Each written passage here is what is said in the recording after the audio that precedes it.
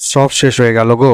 আমাদের সেকুলারিজম একেবারে জলাঞ্জলি দিয়ে দিল এই সাম্প্রদায়িক বিজেপি সরকার। না না, আমি বলছি না, আজকাল সোশ্যাল মিডিয়ায় এমন কথাই সবচেয়ে বেশি শোনা যাচ্ছে।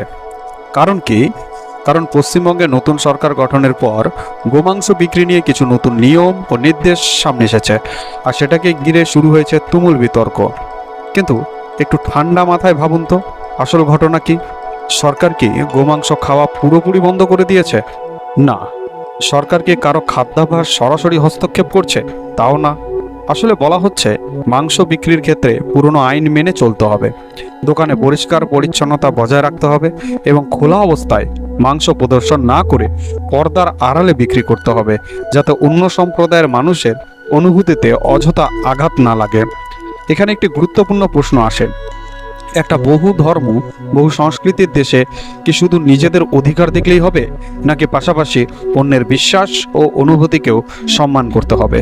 এই প্রসঙ্গে রবীন্দ্রনাথ ঠাকুরের একটি ঘটনার কথা মনে পড়ে।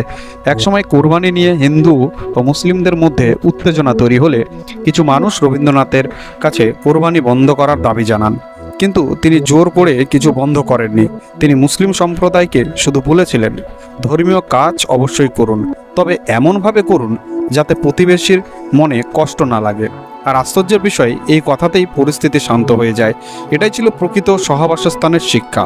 জোর নয়, পারস্পরিক সম্মান। আজ আমরা অনেকেই প্রতিবাদের নামে এমন কিছু করি যা অন্যের অনুভূতিতে আঘাত দেয়। আবার কেউ কেউ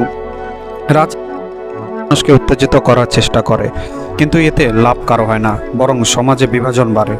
মনে রাখতে হবে, কোনো অপরাধ হলে তার বিচার আইন অনুযায়ী হবে, কিন্তু প্রতিবাদের নাম করে যদি আরেকটি বড় সম্প্রদায়ের বিশ্বাসকে অপমান করা হয়, তাহলে সেটাও সমাজের জন্য ক্ষতিকারক।